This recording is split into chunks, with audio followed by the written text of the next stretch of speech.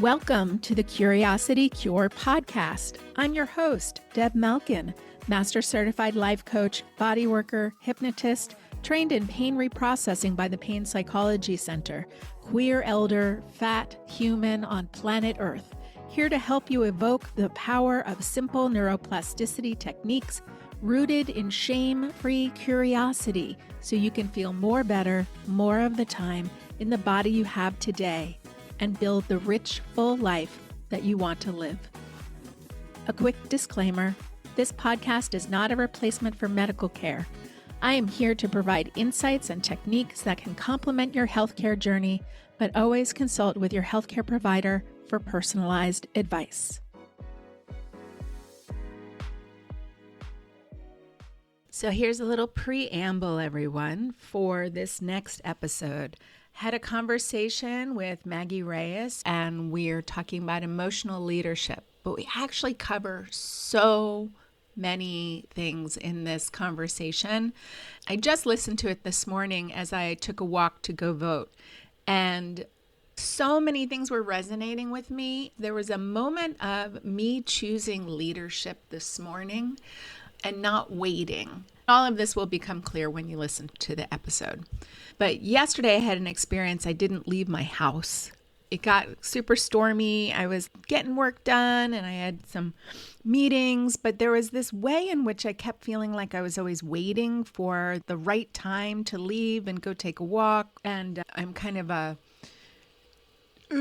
habits maybe are my kryptonite. But since being on vacation where I did a lot of walking, I'm back home and I'm noticing, oh, you know what? I'm not kind of getting out and, taking a walk, enjoying the sunshine, feeling the breeze, especially as it's getting warmer and warmer and warmer.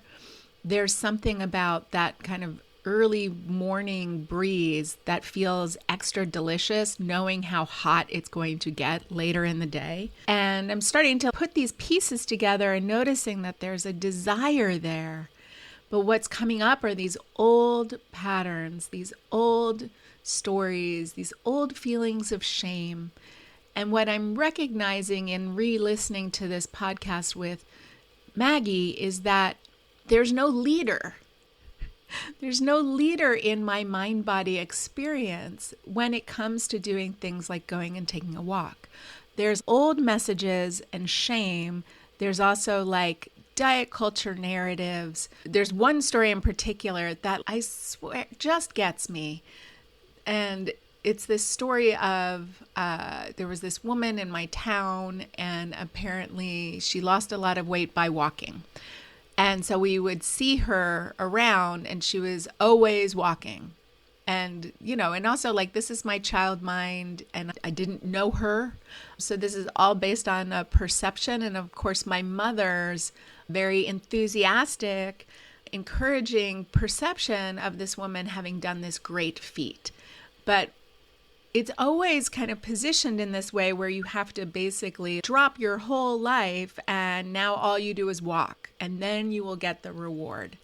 And so there can be an all or nothing vibe that runs through the simplicity of taking a walk. So that's something I'm trying to deconstruct and then reconstruct for myself so that I actually get to enjoy the things that bring me a lot of pleasure and also physiologically support the life that I want to be doing, which is I want walking to be an easy activity for me. I want to feel confident. I want my muscles to feel strong. I want my joints and my ligaments. I want all of those things to feel nourished. Walking is an activity that helps do that. And yes, it's dose dependent, but the mind-body component towards making walking be easy, it's a biopsychosocial experience.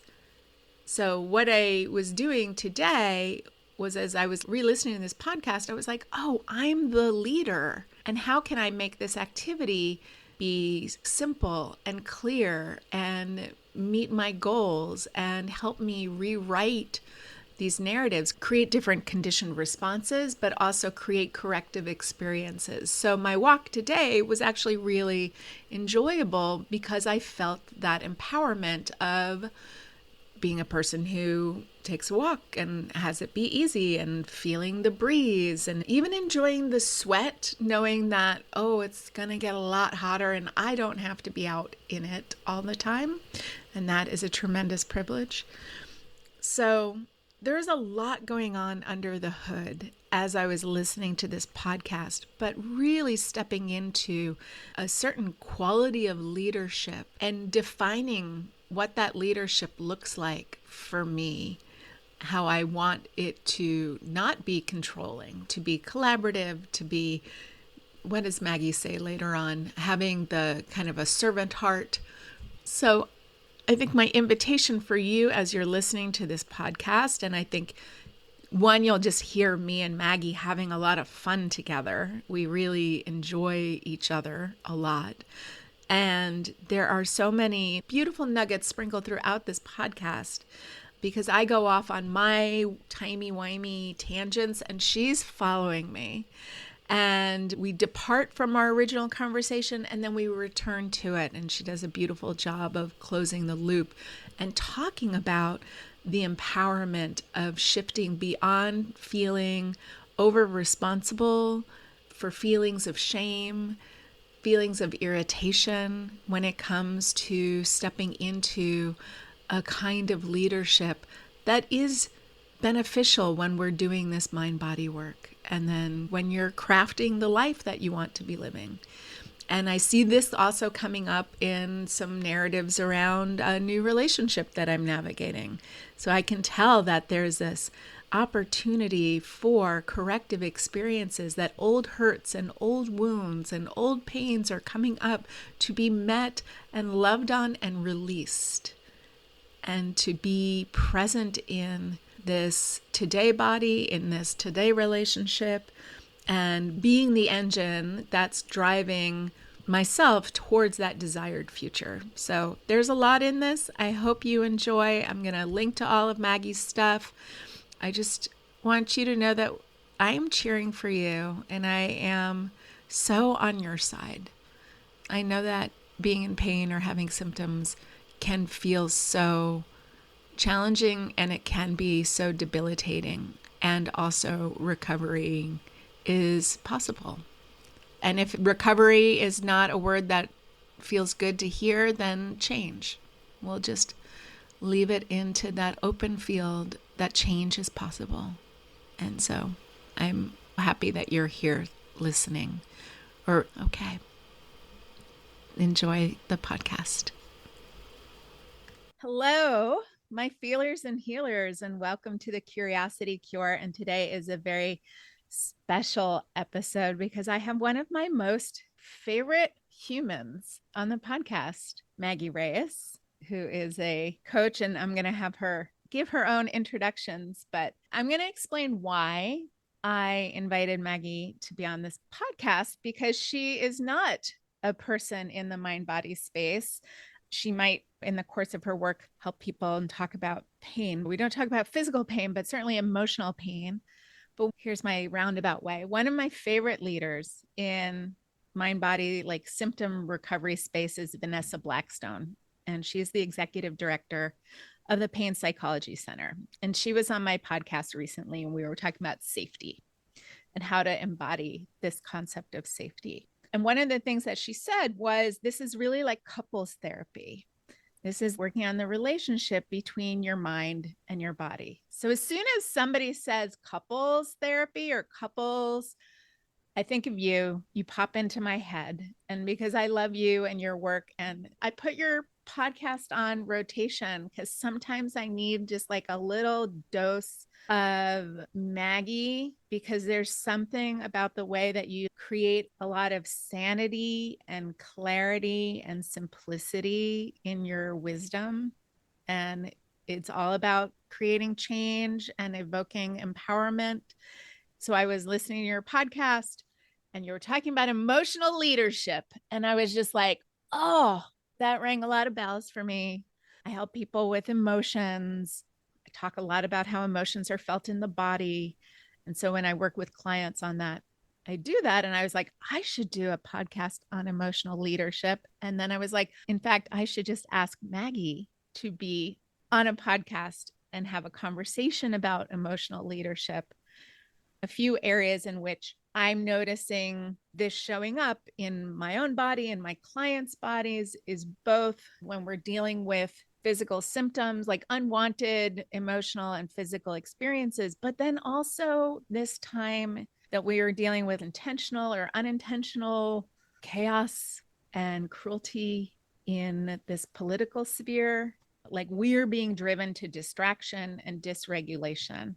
And so I see that in a lot of people. And sometimes when we talk about leadership, we think about power. And then when we think about power, sometimes what we really feel is our helplessness. So I'm wanting to get into talking about how we create our own emotional power, like how we really take back a lot of that real estate, how we can ground ourselves in emotional leadership, and how that, like, I know that my clients are always connecting the dots inside of their own experience when they're listening to the podcast. So I was like, well, they really need to get an experience of you sharing your wisdom and knowledge. And then I just get to enjoy talking to you. So that is my whole story about why we are here talking about emotional leadership. And I'm so excited to see where this is going to go. Well, I love it so much. First of all, thank you for the invitation. Thank you for the presentation. Hi, everyone.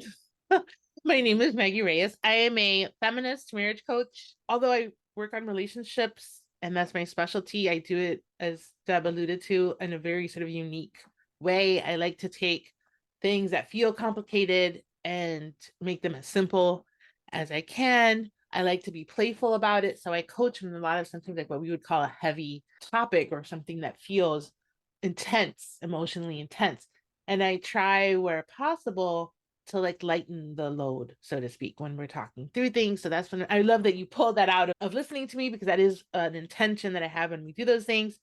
And then I am a total nerd about all the things. So I can't wait to just nerd out on whatever you want to talk about. I'm here for it. What else do I want you to know about me? I think we can just talk and everyone can just listen to us having fun and talking about working through existing at this moment in history is its own reward, whatever topics we end up covering. So that's my hypothesis. I 100% agree. I also feel like I should say that you're also like a fangirl Yes. of a lot of things, Yes. Bridgerton being one Yes. of the main Yeah. things that I know about you. Yeah. But I think what I enjoy about witnessing your fangirlness is the unapologetic quality by which you enjoy things. Oh, yes. There's so much permission giving in the way that you exist in the world. Oh, okay, I'm going to just take that in for a second. And then I'll just tell you what I met someone at a conference, and she was the kindest person, and she was apologizing for fangirling to me, like about me. And I was like, first of all, please know that I'm just delighted. Feel free. That's not an experience that I have every day, right? But then I told her, I myself am a fan.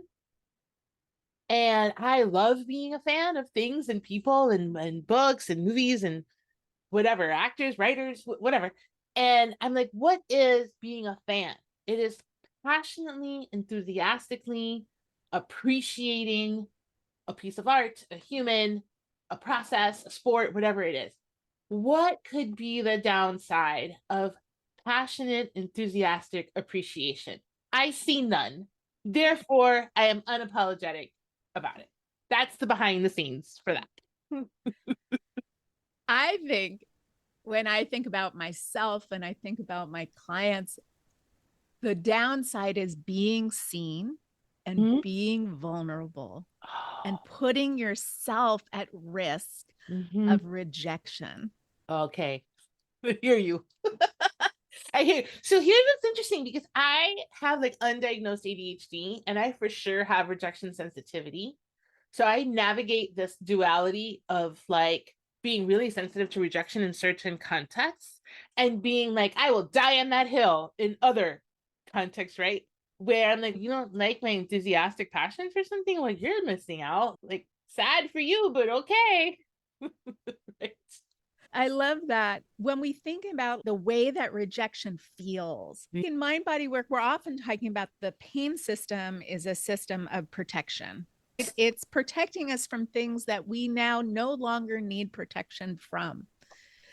And there is a quality of like, I remember being like, oh my God, so cringe. Like my mother was a person who had a lot of enthusiasm and energy. And I remember there were times in my young life where I was so embarrassed being around her enthusiasm that like if I could have shrunk into my body and disappeared, I would have. That's such a visceral experience. And oftentimes, when we have unwanted physical sensations and symptoms, it's like those systems in our body are just like, I'm here to protect you from this visibility and vulnerability, this like too muchness, whatever it is, whatever flavor it is. So I love what you're saying, which is like the power of claiming it and being like, you actually can't take this from me. Like I refuse to be embarrassed. Like, hashtag pro cringe. Like if I could go back in time and like whisper in that younger me's ears and be like, at some point, you're not going to have this. Yeah. Like, enjoy your mother. She's not going to be around forever. And now when I look back, I'm like, oh, that part of her is something that I miss and I appreciate.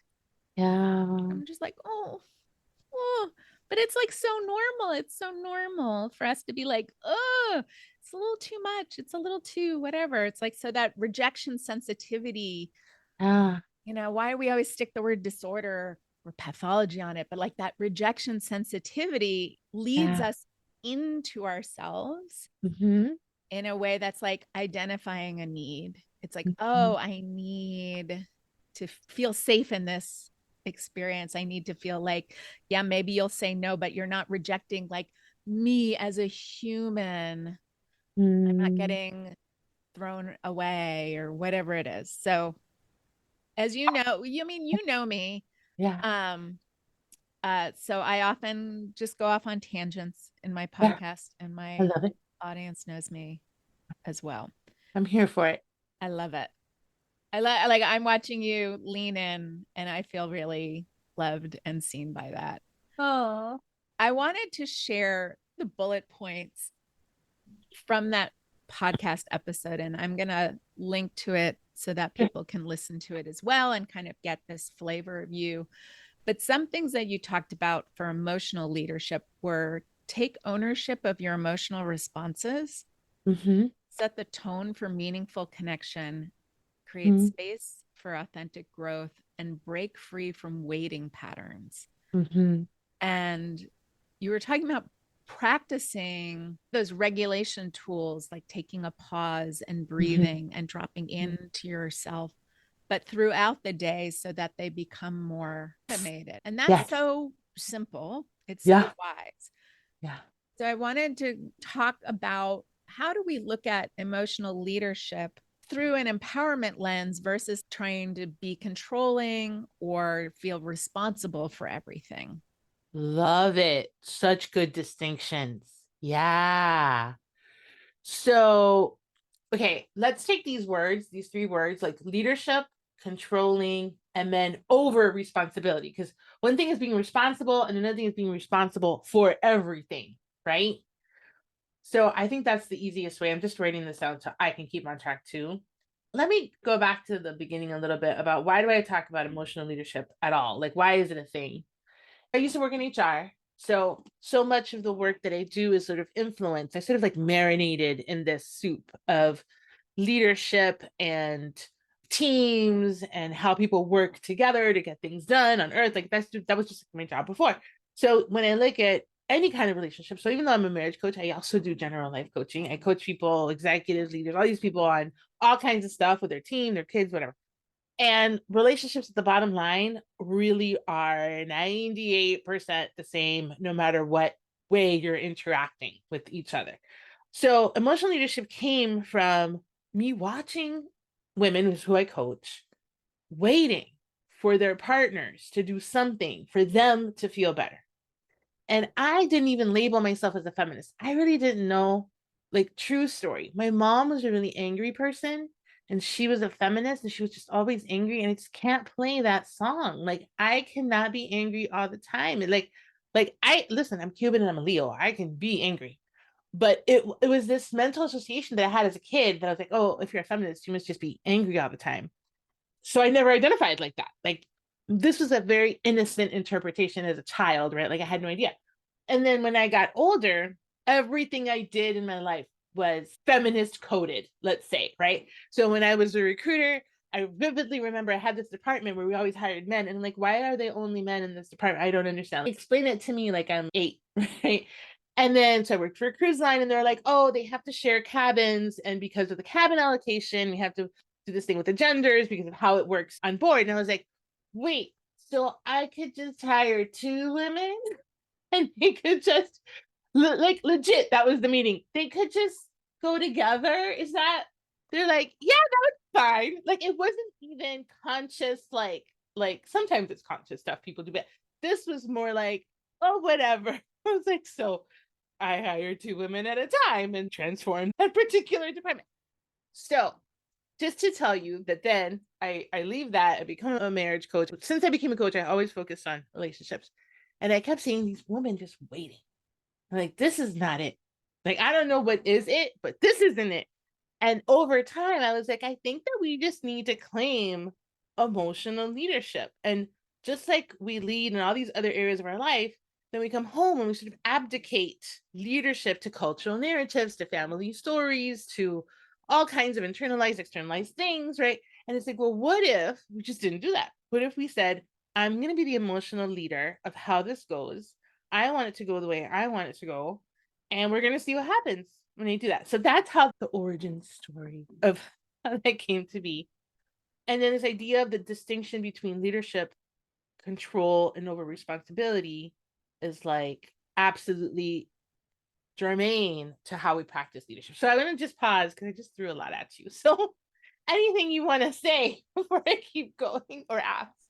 No, I love all that. One, I love your origin story. I love the not the secret feminist, but the feminist that lives inside of you, whether or not that's a label that you had identified with, and just being able to see those patterns. And I think sometimes what happens with emotions, because they're things that we feel and experience in our body, they often feel like they're things that happen to us. And we don't necessarily feel like we have any control or agency. And when we think of emotional control, we often really are talking about repression versus learning to be with, experience, learn from, cultivate, get curious about. So I would love to hear, like, when you're introducing this concept to your clients, because I know that you don't only coach women who are married to men, but I would imagine like predominantly that's who you're talking about. And like, I would be resentful. I'm like, okay, now I gotta like lead. I gotta keep doing all this work. And I hear that too in mind body stuff, which is like, oh, there's this stuff that's happening that feels like it's happening to me. And now I have to do more work. Or there's the sense of like, it's my fault. Now I'm responsible versus the Western medical model, which is, oh, I go to the doctor and then they like give me a pill or an injection, and that's what changes my experience.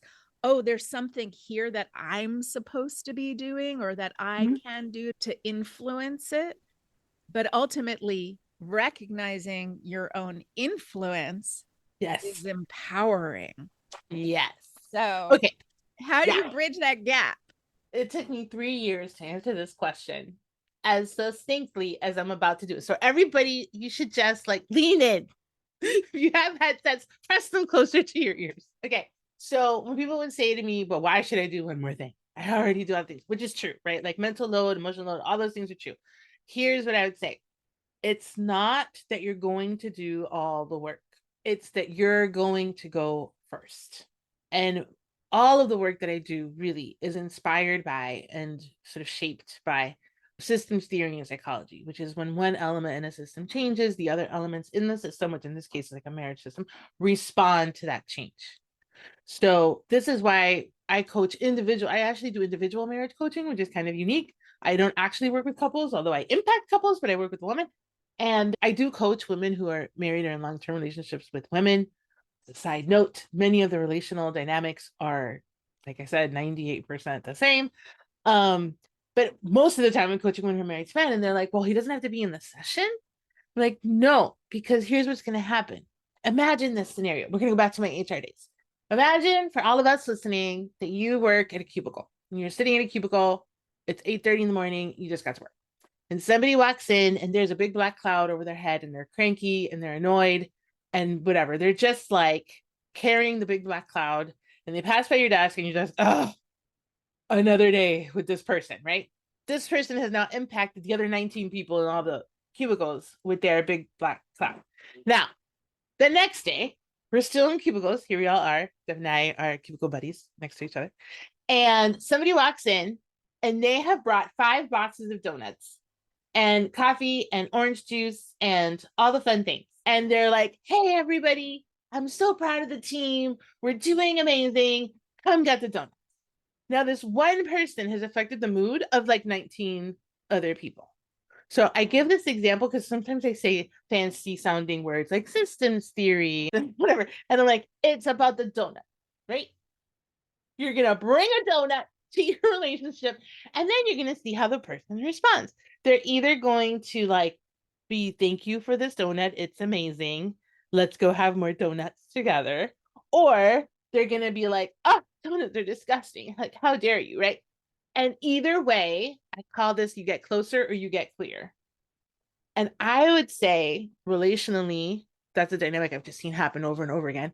If we take it to your mind body connection, I would say you would discover what your body can do when you practice these tools. You'll find that line because you'll get closer to the maximum healing you're capable of in your body and you'll get clear about where you need other kinds of support. So I would draw such a clear parallel with that, just knowing, what I know about the amazing work that you do.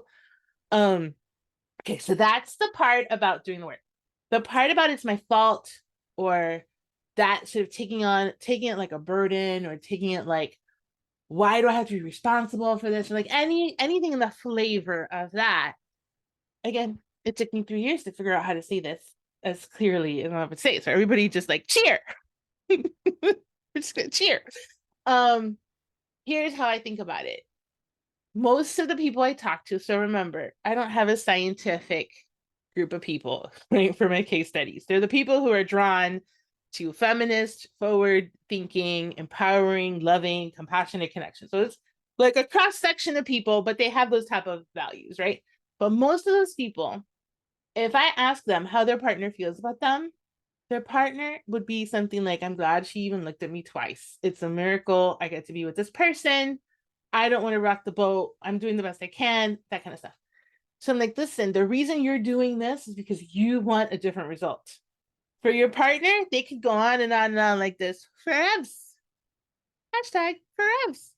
And so you want a different result means you're taking this on. So same with your body. There you go. That's my answer. One, I love that you name like, hey, this took me 3 years to figure out, but also not that you like figured it out in like you went off and like we're on the top of a mountain and figuring things out. You're figuring it out as you are creating, as you are moving through it, as you are working with people, as you're having this conversation. And that kind of learning is what I've been doing in my own work, which is why I have this podcast and everybody gets to listen to me figure things out live, but also what we're doing live in our own bodies, right? And that it's so powerful to like claim that the not quite knowing exactly how to be so specific or articulate or like like, yes, this is the thing, right? And I think there's something powerful about naming it, because like social media life has Mm-hmm. us seeing the end results of people's things and thinking, oh, Yeah. they never had this middle part of having to figure it out.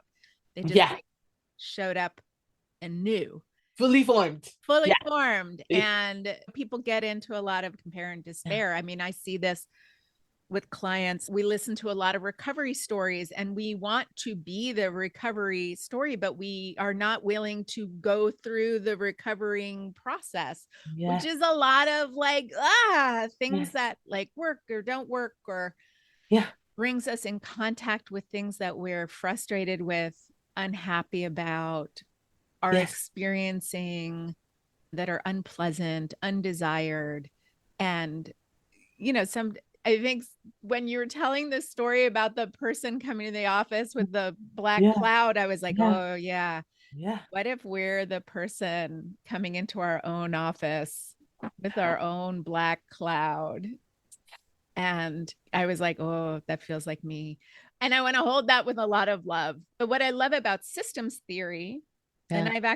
I had a podcast about systems theory. I love See, this. Look at us. kindred. We're You got systems. a link to that in the show I notes. get a link Go to and that in listen to the that. show Yeah. notes. Yeah. That place, which is about, we don't have to change everything. Mm-hmm. Mm-hmm.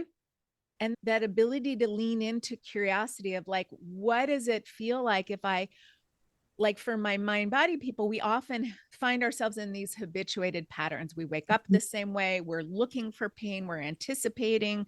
We're bargaining with ourselves in the beginning of the day, what the rest of the day is going to look like. And if we just shift our way of experiencing ourselves a little bit differently, Mm-hmm. that sets the whole system Mm-hmm. into a different mode. We Yes. can start to influence our physiological experience just by waking up and Yes. interrupting that pattern of looking for pain. Yes. So good. So that feels very cool to be like, okay, well, I don't have to change everything in my life. And I don't even necessarily have to change this relationship that Mm-hmm. I'm in, the person I'm in a relationship with, Mm-hmm. to start to affect and create Mm-hmm. change. Mm-hmm. And to feel relief, right? Mm. Like we can feel better even if we don't feel amazing. Say more. It's just, I think we have this all or nothing mindset that humans are sort of like default, right? We have these, what do they call them? Cognitive distortions. We have these bugs in our system, right? In our programming, that it's like, oh, I'm either okay or not okay. I'm either healthy or unhealthy, as opposed to like, oh, I still need to go to physical therapy, which by the way is true. I'm in physical therapy for my knee right now. And I'm like, oh, but my knee is so much better than the first day I went to physical therapy, right? And even if I never improved, my knee is so much better. I can go up and down stairs, which like I didn't realize how important it was to be able to go up and down stairs until I couldn't. And I was like, what? So the idea for anything that we're doing in personal development in mind body connection, I like to tell my clients, take the idea of an on off switch like you have in your house and put a little dimmer light on it. And then imagine that you're going to be able to have different degrees of, what is it, recovery, connection, relief, whatever it is that you're working on. And that degree is still going to be better than where you started. You're still going to feel better than where you started. And it's worth going there. Even if you don't get to like, I'll maybe never run a marathon, which I have no desire to train to do, but I just need to go up and down stairs, right? Yeah. The feeling of relief is such a good one. Like the dimmer switch, one of the things Yeah. that I share with people when we're exploring our mind body connection is like, sometimes I help people implant this concept of a control room, right? So Ooh. that gives us this sense of empowered ability to dial up or dial down certain sensations, right? Dialing up pleasure, Okay, relief. wait. Yes. Sorry, I'm just really excited by this example. Describe the control room. So the control room, I learned it through hypnosis, Okay. and it is a conceptualization. Uh-huh. So it can be as creative and imaginative as you want it to be. So everyone's Okay. control room is Yeah. personalized to them. Okay. You're inviting somebody to envision their own control room, and they start to tell you what it has. Mine often looks like Doctor Who, because I Okay. love Doctor Who. So there's lots No. of levers and buttons and things that you hit with a mallet. Um, and some people's are like it's a view screen and you're touching the screen. Some people's, right? It can be anything. Okay. And you imagine playing with the settings. Okay. This is why this is freaking me out in the best way. When I worked in the cruise industry, I used to hire for many different positions, but among the positions I hired for, I hired the engineers. And at some point, you have to go on a cruise and you have to do the behind the scenes tour and you have to let them take you to the control room. It is one of the coolest control rooms you will see. And here's the cool part is that they monitor every system on the ship and they have alarms and they have lights flashing and they have cameras and they have all these different things that they do. And so first of all, it's just like, yeah, like our control rooms, like we monitor if it's our body, like all the systems in our body, right? Just, I love this so much. And then this is the thing. So I worked there for 6 years. I talked to a lot of engineers over time. And I think this is so applicable to our bodies. I'd ask them questions about what was their philosophy about maintenance, which sounds, it could sound really boring to people, but I was fascinated by it. So the best engineers would always give me some version of this, what I'm about to say. It was always some version of this. They're like, well, this is what you need to know. If you don't spend time on planned maintenance that is in your control, that you can do, that's in your budget, that's in your timing, that you coordinate and plan on purpose intentionally, you will for sure spend more, like double the time, on unplanned maintenance, which is when the stuff breaks down, right? And so the best ones were always like, oh, we really take really seriously our planned maintenance. We don't like get interrupted. We prioritize it. We really lead our resources as much as we can to the intentional part, because then what happens is the unintentional part diminishes. You have less of it to deal with. It just makes everything run more. It's still, things will still break, right? But it will be less intense, easier to fix, all these different things. So if we think about our body and this idea of the control room and like when the first alarm goes off, right? Instead of when the 47th alarm goes off. I just love this idea. So that was all. I love it because my brain just started thinking about like emotional regulation Yeah. also with Yeah. this is like one, we don't have to do it perfectly, Yeah. but that our bodies are always giving us information and feedback. And so when we ignore the signals, like if Yes. we ignore, like, hey, you need to get up and go pee, like one, we're bypassing that first opportunity to Yes. listen in. Hmm. And for whatever reason, whether that's something that we learned, as a child or learned in school, right, where somebody else is controlling our schedule, where we're not taking up space and asking for what we need, or we're just like really distracted or we're disconnected from having a body. And so we don't listen to the signals until they are screaming at us. And then the Yeah. only volume that they know to listen to us to is at a 10. Mm-hmm. There are so many places for that intervention. So it's really just starting to invite in that quality of connection, but doing it in a way. I like where you said, like, oh, it's planned maintenance. Yeah. Yeah. Like, Yeah. we have needs. Our bodies have needs. There's nothing wrong with that. And when we start to attend to our physical and emotional needs just as a normal part of being a human being, there's this sense of reliability and safety and trust that starts to happen more Yeah. regularly.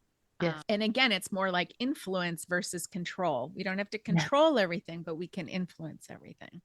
I love that so much. And I think that idea between influence and control is something I talk about a lot as well.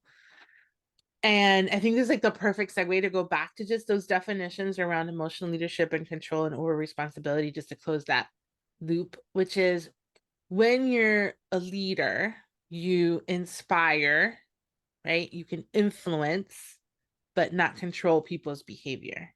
The best leaders often have some version of a philosophy around servant leadership. Like the purpose of my leadership is to make life or business or whatever better for others, for the team, for whatever it is we're doing.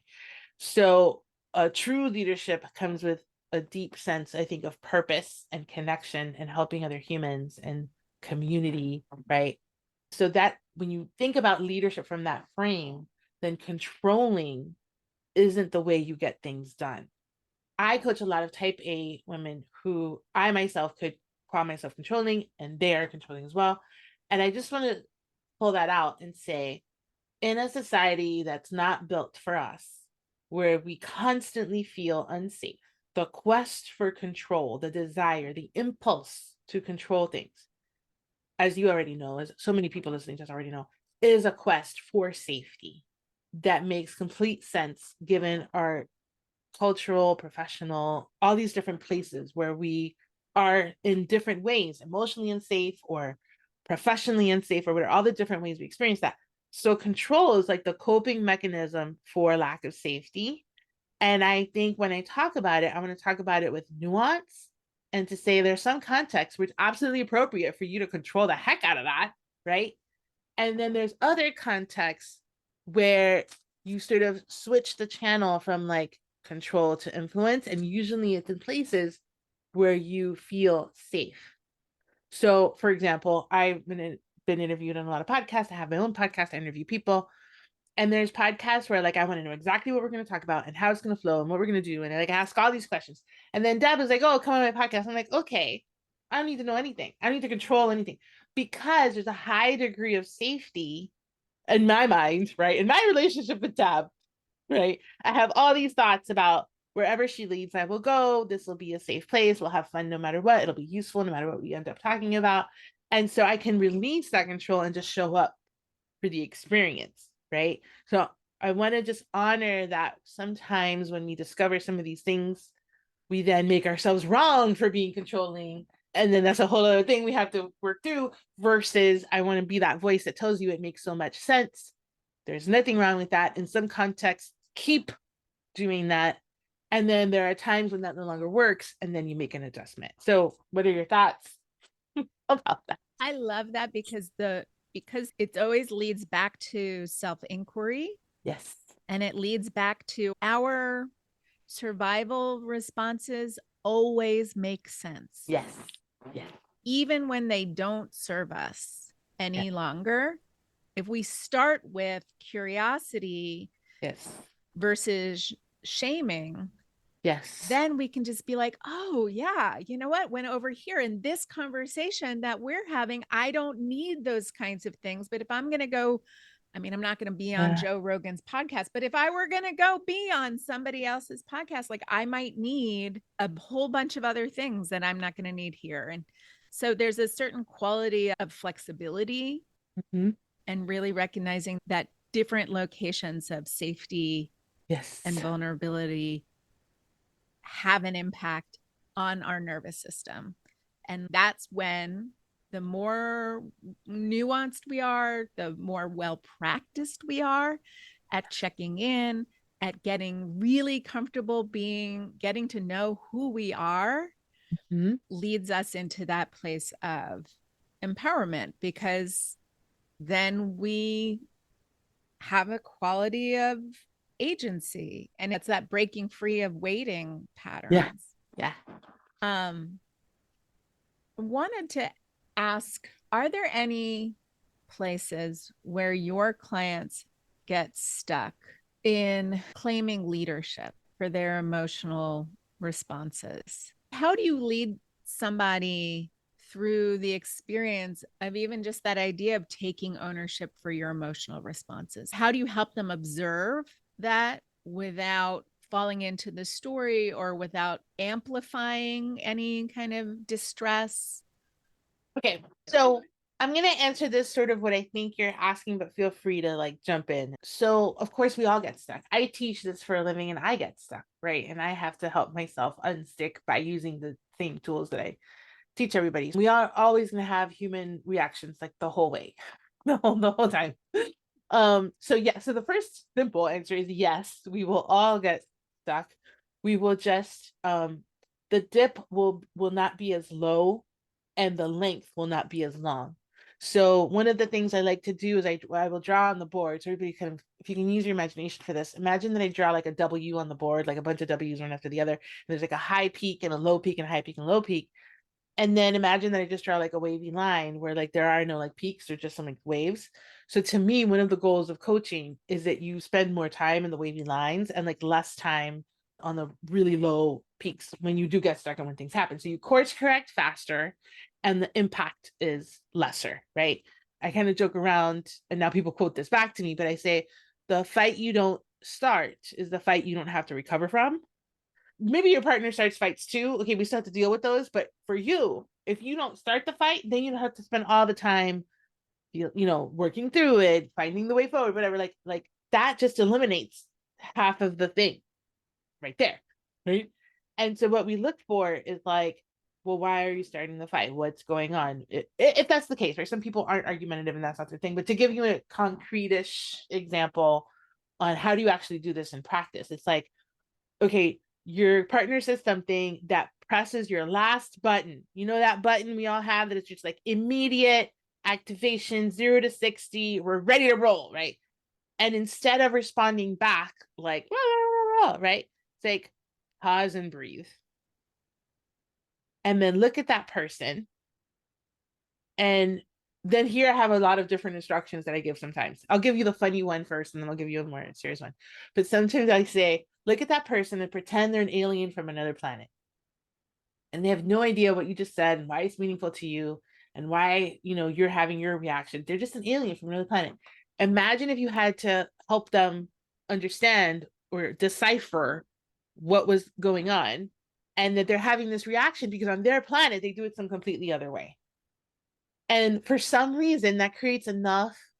I don't know if I was going to use a technical terms like thought diffusion, it creates enough space between what's happening and their reactions that you could be like, oh, if they were from another planet, of course they wouldn't understand why this mattered and how it hurt me and like all these things. It just gives them enough space to like make a new choice, which is like the whole point of what you were saying of when you practice, right? When you're getting up in the morning and you're associating with pain, you want space to make a new choice, right?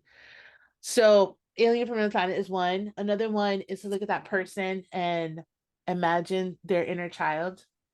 Like imagine they're 6 and they're wounded and they're in distress, right? And you just, and this is from, I'm pretty sure this is from Harville Hendrix, where some book somewhere he said like, pretend you're talking to their inner child and just see what happens. So that's one that you could do. And then the other one is one of my favorite ones actually, is to look at them through the lens of innocence. So I had a person that I was judging really harshly. They were innocent of like I was judging them for something that was just it was on me, let's say. But I had to deal with this person and I was in a situation where I had to be with this person in an intimate way for an extended amount of time because I need to figure this out for myself because it's not going to go away. So I found a picture of them on Facebook and I looked at that picture and I stared at the picture until I could see their innocence. And I just kept staring at the picture and I was like, this is a human on earth going through their own trials and tribulations. And why have I decided that the way they reacted that day that hurt my feelings is the way that I'm going to judge them for the rest of their ever loving life, right? Like, so I was like, with my judgments, and I was like, but what if this person is innocent? What if they're innocent? What if they're innocent? What if they're innocent? And there came this point where I was just staring at this picture where I could just see their innocence and probably their pain and probably their humanity and probably their like gloriousness and their messiness. And I could just be with my own innocence and guilt and gloriousness and messiness and where I fail all the time too, with being as lofty as I would want to be or whatever. And so that one, I did it one afternoon and then that really colored like the rest of our relationship to the present day, where now I'm not in a situation where I have to be around them, but we get along great and I could be around them for the rest of my life if I needed to. Okay, that was my example. Does that answer what you wanted? Oh my God. I don't even remember what I wanted. I just know that I got something really beautiful. All of those examples are practices that one, if you're listening to this podcast, I want you to pick one, whichever one is your favorite, and do that with yourself. Yes. Oh, Um, mic drop moment.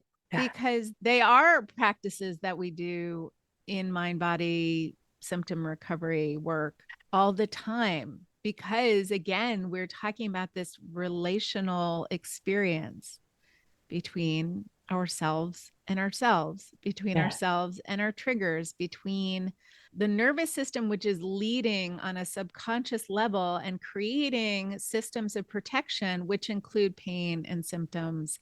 And then the part of us that's like experiencing it Yeah.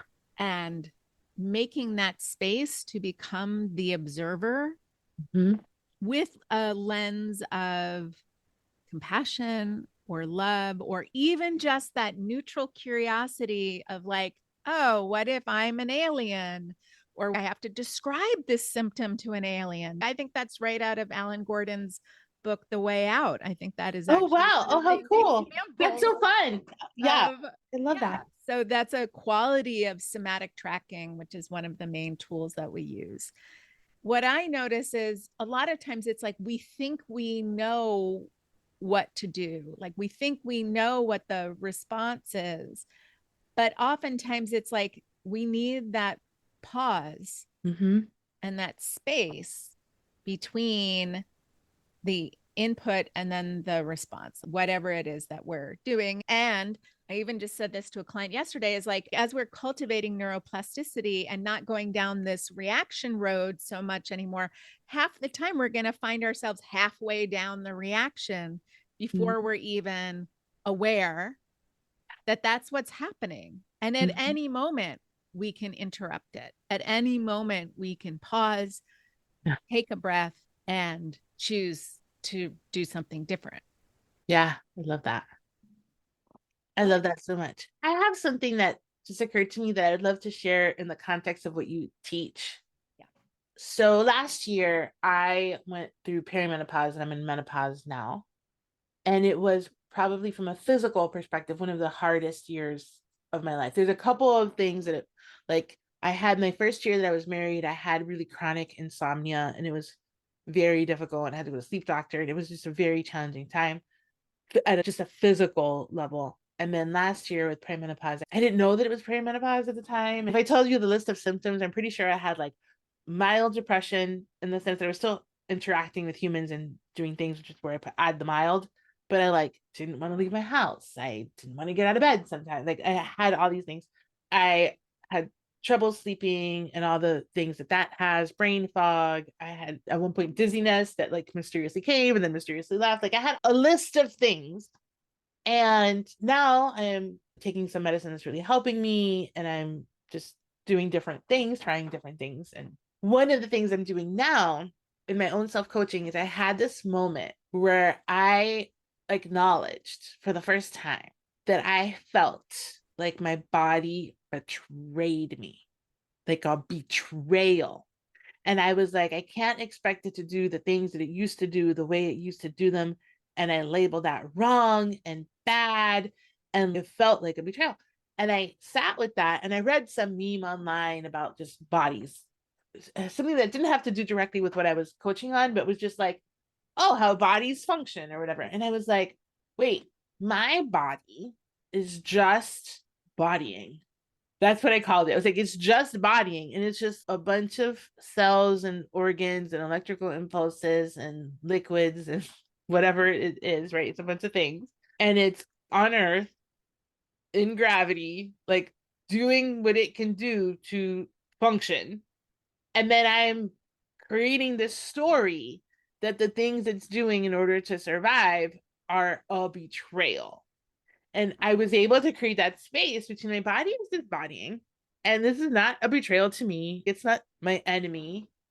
I can still acknowledge the grief and sadness of seeing that it's not going to act the way I'm used to it acting in the past, and that this is a new way forward, and that I'm going to have to adapt to like a new way of doing things.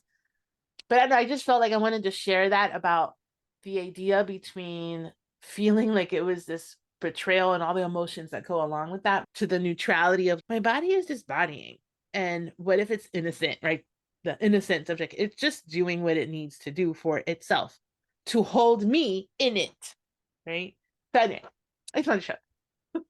I think that's genius. One, I want to acknowledge that when I went through perimenopause, I didn't realize what was happening.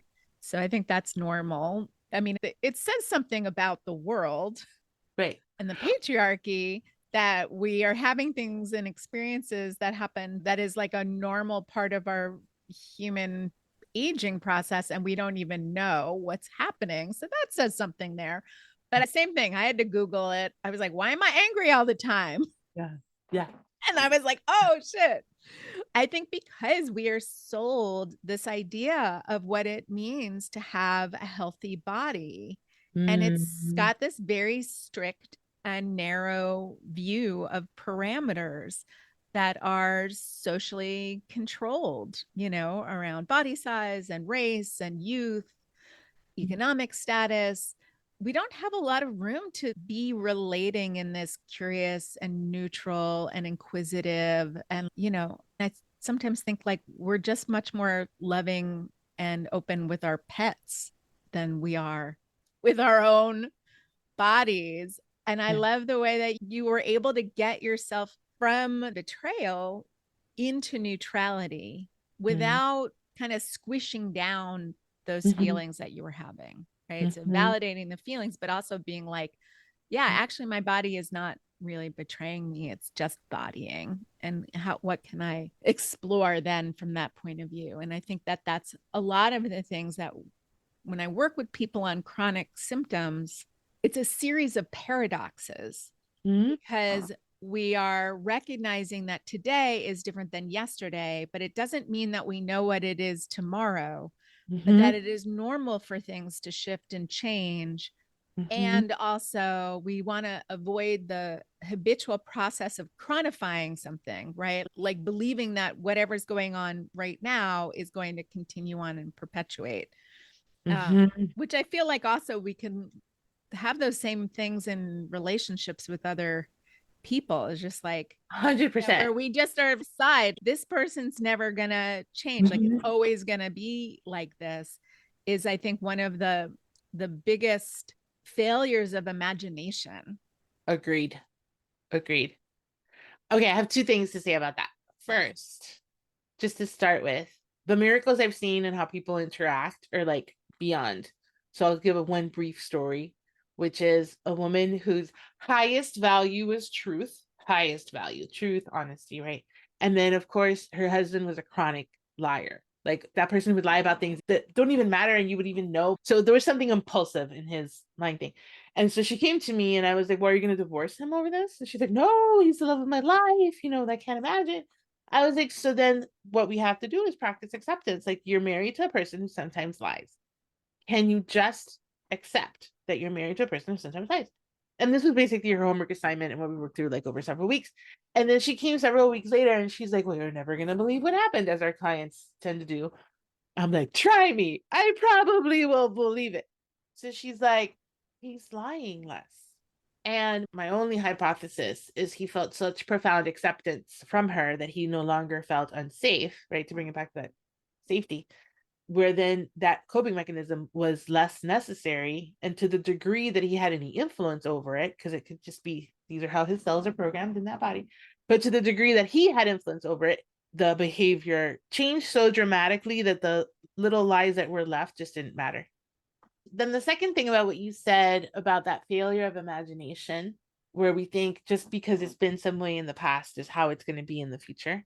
I coach on this. This is my bread and butter every day, right? People have been married 20 years, 15 years, whatever. So one of the very first things that I often talk about, the way I like to describe it is if you're going to experience something different, if that's the intention that we're setting, then we need to make your vision bigger than your past, than your history. Your vision has to be bigger than your history.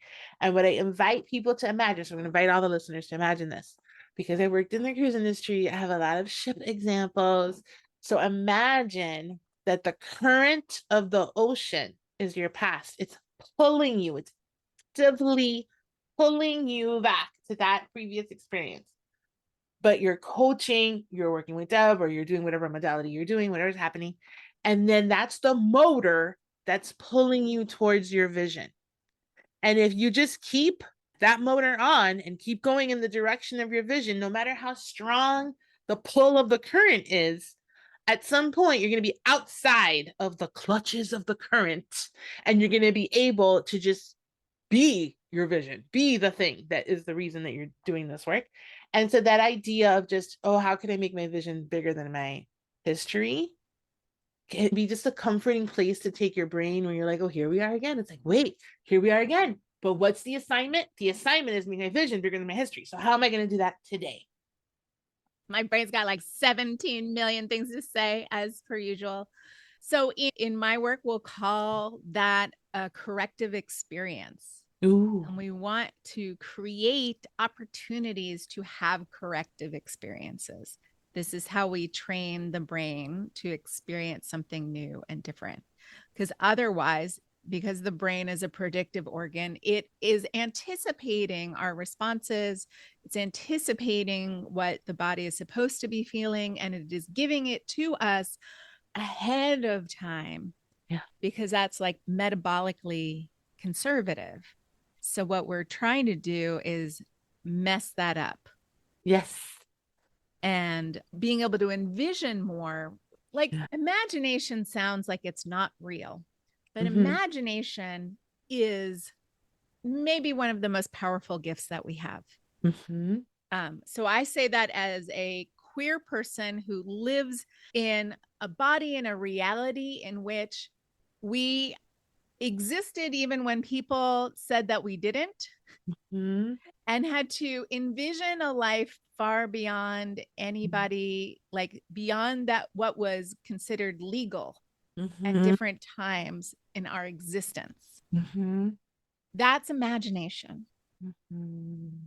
Then in mind body healing, there's a concept called provocative testing, in which we imagine to do the movement that usually triggers pain.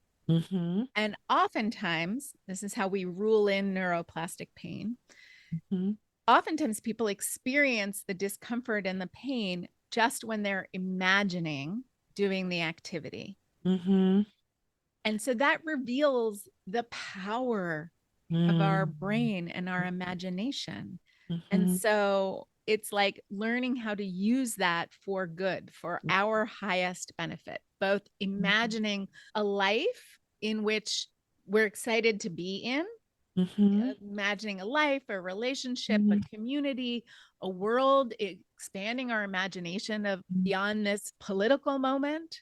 It's really essential. Even if you just spend 5 minutes a day imagining life beyond this particular political moment into what we have been at different times, what is possible for us, being able to spend some time in that vision changes our experience of this moment and might lead us to actions, like people do mutual aid or feel a sense of connection and community, or whatever it is, might lead us to actions in which we continue to build the thing that we want to be in the world. But also just imagining waking up feeling different, but not in that defeatist, like, oh, well, it didn't happen today, right? There's something about how to use imagination as a tool. That's kind of what I'm hearing you say, is like one part of, we don't yet know what's possible, but knowing that there's something beyond just what we're experiencing right now. We can know that. Yes. Yeah. So imagination is unbelievably powerful. And, people use it in different fields all the time. Like athletes use visualization all the time. And what visualization is just creating motor patterns in your mind. And practicing. So we're practicing, right? So a lot of the times I like to couch things. Like I like things when they land in my body and I feel like it's something that I can do and learn and practice versus who I am. I feel like my whole life got better falling into this life coaching world because it shifted away from being like, these are your personality traits, these are your hard-coded things about yourself that you can't ever change. But also, it wasn't so much like you need to be a different person. It's like you can be you and being more you, but also learning new ways of relating to the world around you can change everything. And there's like this seed of hope, there's this seed of empowerment in it without falling into the trap of like, you're broken, you're wrong, you're damaged, where we kind of get written off. I think those patterns are very like all or nothing thinking. Yeah. Sometimes I'll have one of those, everything is awful and the world is terrible and whatever. Like I'll have that. I call them like doom attacks. I'll have these doom attacks and I'll just like be in the doom of it all. And then what I'm trying to do, sometimes I succeed, sometimes I fail, is I try to remind myself to not make any decisions. To like, okay, so today you're not feeling well, and I'm not even going to try to change how you're feeling. Like, you just got up on the wrong side of the bed today. We're just going to be with that. We're just going to feel this way today. And then we'll get up again tomorrow and see how we're feeling. And that has helped me just allow and accept the doom attack and not try to fight against it. And not try to then get on this hamster wheel. Like, I have to make it different and I have to do something else. So it's like, listen, today, we're just going to write it off. This is how today is. It's fine. I also think we have this cultural narrative, especially in the United States, like every day it has to be productive and every day it has to be the same level of like 147 widgets today and 147 widgets tomorrow. Versus most of us in the jobs we have and the things we do, we're going to have a great day where we have a brilliant idea, where we maybe change the world with that idea or change our company or improve a process. And then we're going to have like 30 days where we just show up and do the things and it's fine. Right. I think when we say like, I'm awful or I'm whatever, state it as our identity. I think what I would say to everybody listening is whenever you state it as who you are, it should be like an alarm going off in your control room saying like, oh, something's off. We're in all or nothing thinking again. That like glitch in the computer is activated again. And I try to add humor to it because you're like, oh, it's a glitch in the computer. It's activated. Oh, okay. What are we going to do? Oh, it takes 24 hours for it to power down. All you can do is just wake up again tomorrow. I love that. And adding humor, I mean, ironically or not ironically, like there's a concept in pain reprocessing therapy called positive affect induction, which is just a when you talk sexy science to me, Deb. I know. Do it. Positive affect induction, which honestly just means humor. I love it. So it's exactly what you say, which is like, how can we inject some lightness into this? It's not about feeling only great all the time. It's not about feeling only productive all the time. I mean, that's just so not possible in a human being, in a human body. We have cycles, we have in our 24-hour period, and depending on your physiology, you have different cycles during the month, and we have different cycles in the year depending on where you live. And you know, capitalism has tried to organize us into, you know, machines that make widgets, and we can optimize ourselves out of our own humanity. But I love that bringing the lightness to it changes the experience of it, changes the experience of those doom attacks, right? Those moments of existential dread. I think that they're gifts. And when we don't fight against them so much, we expect them to show up. We start to get curious about maybe what is a trigger for it, you know, not because we have to rush out of the experience, but there's something here that we can know more and be gentle with and tend to that inner child, that younger self, right? And listen to the part of us that never gets listened to. I think that those can be really powerful interventions. Yes. That we can create for ourselves, and we can invite other people into creating with us. Oh my God, I could talk to you forever. I love that feeling. Yeah. I feel honored and grateful that you have come here and shared some of your wisdom. I'm going to transition us out of this conversation because I want to pick up more threads, but we don't have another hour. Yeah. What do you want people listening to this podcast today to either know about you, your work, or just an invitation for them to know something about themselves? I would want them to know that they're listening to this episode for a reason. That if all they take away is the thought that things could be different, that's enough to start from. And that's really what I would want them to know. It's like whenever we think about a goal or a dream or a desire, whether it's a desire for healing in your body or a desire for promotion or whatever it is, the first step is we have to believe it's possible for us. And so if you're listening to us right now, and hopefully you had some fun with us along the way, what I would want you to leave thinking is that thing that you're holding with so much tenderness and love with your heart. Like Deb and I are telling you, keep holding it, keep walking with it. Don't put it down. If the world is on fire, if things are going on and it just seems like a doom attack is imminent, right? Hold it tighter and just keep it with you. And you may be able to take action on it to some degree and you may not, but don't put it down. That's what I would want. I love that. Thank you.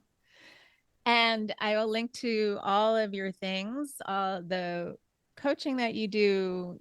So you coach relationships, you're also a one-on-one life coach. You have your own podcast. You can just put it on when you need a dose of Maggie, like I do sometimes, where I'm like, oh, I need simplicity, clarity, humor, and love, and a quality of permission to be even more yourself.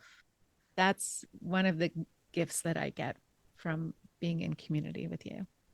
You for that. I'm gonna breathe that in for a second because I was bullied as a kid. I was very lonely. I had one friend. I literally, legit, she's still my best friend to this day, but I had like one friend. So sometimes people will say very kind things like what you just said.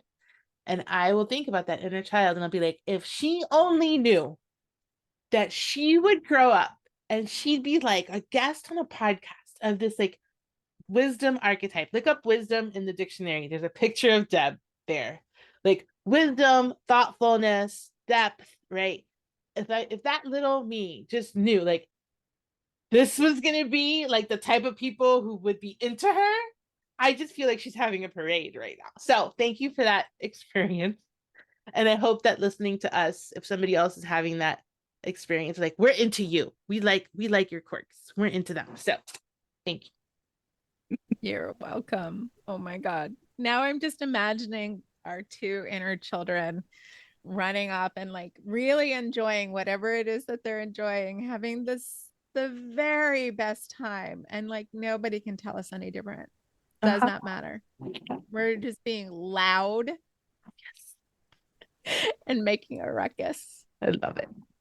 Amazing. Thank you.